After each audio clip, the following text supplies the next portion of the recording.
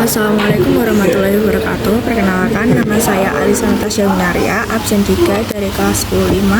Di sini saya akan menjelaskan tentang bab 4 sistem komputer.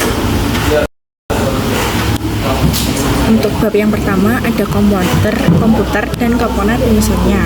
Untuk pengertian komputer sendiri adalah peralatan elektronik yang menerima masukan data, mengolah data, dan memberikan hasil keluaran dalam bentuk informasi, baik itu berupa gambar, teks, suara, maupun video. Untuk sistem komputer dibagi menjadi dua, yaitu yang pertama ada perangkat lunak atau software, yaitu tidak terlihat secara fisik.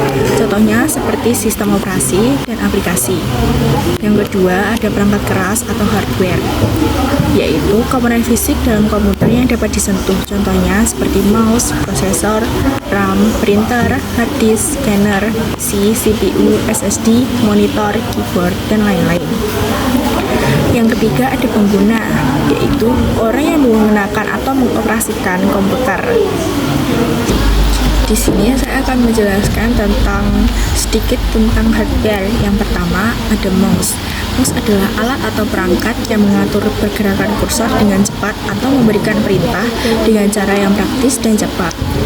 Mouse sendiri memiliki fungsi utama, yaitu perangkat penunjuk yang menggerakkan penunjuk pada layar pada PC dan laptop. Selanjutnya ada keyboard. Keyboard adalah perangkat input yang memiliki tugas utama sebagai sarana pengguna untuk memasukkan data atau instruksi ke komputer. Keyboard dapat dipakai untuk mengetik dan mengedit teks pada sebuah program atau aplikasi dalam komputer. Keyboard dapat digunakan untuk mengakses perintah cepat atau shortcut seperti mengatur kecerahan, mengatur volume, menyalin data, dan masih banyak lagi. Selanjutnya ada PC. Personal komputer atau PC adalah suatu perangkat komputer yang diperuntukkan bagi penggunaan individu dengan tujuan umum untuk penggunaan secara pribadi atau tunggal. Fungsi utama dari PC yaitu untuk mengelola data input yang diberikan user sehingga menghasilkan output yang berupa informasi sesuai dengan keinginan atau kebutuhan pengguna. Selanjutnya ada CPU. CPU atau Central Processing Unit adalah bagian utama dari komputer yang menjalankan tugas khusus sehingga perangkat bisa berjalan sesuai dengan perintah yang dimasukkan. Fungsi dari CPU yaitu melakukan operasi komputer dasar seperti pertambahan, pengurangan, perkalian, pembagian, perbandingan, dan bitwise operation. Selanjutnya ada monitor. Monitor adalah perangkat output yang memiliki tugas utama untuk menampilkan data atau informasi yang telah diproses pada komputer. Nah, untuk monitor sendiri memiliki fungsi, yaitu menampilkan informasi hasil olahan dari komputer seperti teks, gambar, video, atau grafik. Yang kedua ada untuk memutar konten media seperti film dan presentasi, dan juga monitor memungkinkan pengguna untuk melihat dan mengelola tampilan pada komputer. Nah, selanjutnya ada SSD. SSD atau Solid State Drive adalah perangkat penyimpanan dengan rancangan sirkuit terintegrasi atau IC untuk menyimpan data secara persisten. Pada komputer, SSD digunakan untuk hal menyimpan data. SSD atau Solid State Disk merupakan disk tanpa komponen yang bergerak, sehingga waktu respon yang dimiliki jauh lebih sedikit dibandingkan dengan HDD. Selanjutnya ada hard disk. Hard disk adalah salah satu jenis perangkat penyimpanan data yang stabil atau non-volatile. Fungsi hard disk sendiri adalah menyimpan data dan memuat data di komputer. Hard disk biasanya terpasang di dalam komputer, tetapi ada juga yang terpasang di luar komputer atau biasa disebut dengan hard disk eksternal. Di dalam komputer, hard disk biasa menjadi penyimpanan utama atau penyimpanan sekunder.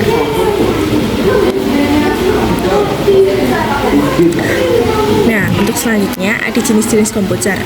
Nah, untuk jenis-jenis komputer sendiri ada beberapa jenis. Di antaranya yaitu yang pertama mikrokomputer atau komputer mikro, yang kedua komputer personal atau PC atau personal komputer, yang ketiga mini PC, yang keempat mini komputer, yang kelima komputer mainframe, dan yang keenam superkomputer. Nah, kita udah memasuki bab selanjutnya, yaitu interaksi manusia dan komputer. Interaksi antarmuka seringkali digunakan untuk menghubungkan perangkat satu dengan perangkat lainnya, mulai dari perangkat masukan dan keluaran yang dikendalikan oleh sistem operasi, dan kemudian dapat ditambahkan berbagai aplikasi yang dapat dipakai oleh pengguna. Jenis-jenis interaksi antara lain, yang pertama berbasis GUI atau Graphical User Interface, yang kedua antarmuka berbasis perintah atau Command Line Interface atau CLI, yang ketiga melalui suara atau audio, yang keempat melalui gambar atau video, dan yang terakhir adalah melalui berbagai piranti masukan lainnya. Nah, kita udah memasuki bab yang selanjutnya, yaitu tentang kolaborasi dalam sistem komputer. Sistem operasi pun berkolaborasi dengan aplikasi untuk berinteraksi dengan pengguna yang menghasilkan sebuah sistem komputasi yang berguna bagi pengguna.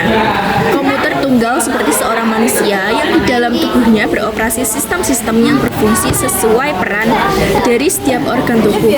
Pada sistem komputer, interaksi dan kolaborasi ini dapat dijumpai dalam kehidupan sehari-hari seperti software yang digunakan di sebuah toko, warnet, kantor, rumah sakit, dan sebagainya.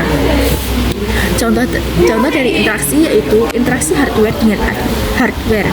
Saat kita mencolokkan sebuah perangkat keras dengan perangkat lain atau mencolokkan flash disk atau mouse ke komputer. Interaksi antar perangkat keras membutuhkan perangkat lunak sebagai perantara. Nah, kita sudah memasuki bab yang terakhir, yaitu tentang sistem operasi. Nah, definisi dari sistem operasi adalah perangkat lunak sistem yang mengelola perangkat keras komputer, sumber daya perangkat lunak, dan menyediakan layanan umum untuk program komputer. Contoh dari sistem operasi ialah MS Windows, Linux, Mac OS, Android, iOS, dan sebagainya. Saat sebuah komputer dalam keadaan hidup, sistem operasi atau SO hidup di atas perangkat keras dan mengandalkan perangkat keras serta melayani perangkat lunak. Nah, untuk fungsi-fungsinya yaitu yang pertama, menyediakan antarmuka ke pengguna untuk berinteraksi dengan komputer, yang kedua, mengendalikan input dan output, yang ketiga, mengelola perangkat keras dan peripheral. Saat pengguna mengetik di keyboard, aplikasi yang dipakai akan bekerja sama dengan sistem operasi untuk menangani signal dan keyboard untuk diproses. Yang keempat, mengelola pemuatan perangkat lunak dan menjalankan perangkat lunak. Yang kelima, mengelola file, yaitu copy, save, sort, delete. Dibuat untuk mengatur file dan direktori atau folder. Selanjutnya ada menangani interupsi dan kesalahan atau error. Yang selanjutnya ada mengelola proses atau CPU, ada mengelola memori, mengelola keamanan, menangani komunikasi dengan jaringan. Nah, untuk komponen-komponen dan perannya adalah yang pertama adalah multitasking. Manusia mempunyai kemampuan multitasking. Multitasking yang tidak dikendalikan dengan baik belum tentu menambah efisiensi dan hasilnya belum tentu baik. Sistem operasi dapat melakukan multitasking dengan menjalankan algoritma atau round robin (RR). Agar proses dilakukan secara adil, penjadwal RR memberikan setiap pekerjaan slot waktu atau penyisian waktu dan menginterupsi pekerjaan belum diselesaikan pekerjaan itu. Contoh, slot waktu 100 mili-detik dan job 1 membutuhkan waktu 250 ms, maka penjadwal akan menangguhkan pekerjaan setelah 100 ms dan memberikan waktu pada pekerjaan lain. Nah, yang kedua ada cara komputer bekerja. Pemroses atau kotak besar menerima masukan dari piranti masukan dan menghasilkan keluaran melalui port. Komponen pada pemroses terdiri prosesor atau CPU berupa chip, ROM, RAM, hard drive, CD-ROM, dan floppy drive. Nah, selanjutnya kita masuk ke Central Processing Unit atau CPU. Nah, untuk definisinya adalah CPU adalah sebuah sirkuit elektronik yang sangat kompleks yang bertugas mengeksekusi instruksi yang disimpan sebagai program. Nah, di sini juga dijelaskan tentang rangka-rangkanya. Bisa dilihat sendiri. Selanjutnya ada bagaimana CPU menjalankan instruksi program, yaitu CPU mengambil instruksi dari memori menggunakan begitu program. Yang kedua, instruksi tersebut dikode menjadi kode biner yang dapat dimengerti. Dan yang terakhir, CPU mengeksekusi instruksi dengan melakukan operasi yang ditentukan. Selanjutnya, mesin konseptual sederhana. Program komputer terdiri atas sekumpulan instruksi. Instruksi yang dijalankan oleh mesin harus dikenali oleh COU yang disebut bahasa mesin. Komputer akan menjalankan perhitungan dengan langkah yang disebut fetch execute cycle.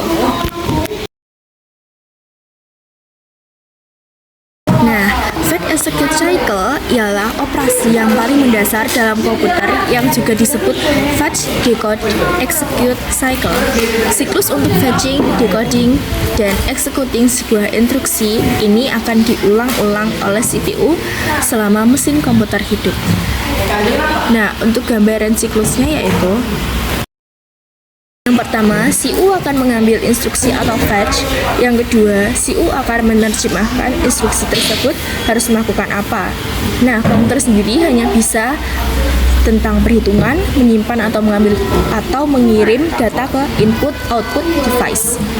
Yang ketiga, ELU akan mengambil data yang diperlukan untuk menjalankan instruksi dan data yang diproses disimpan di register. Dan yang keempat, ELU akan menjalankan instruksi. Sekian, terima kasih. Kurang lebihnya mohon maaf. Wassalamualaikum warahmatullahi wabarakatuh.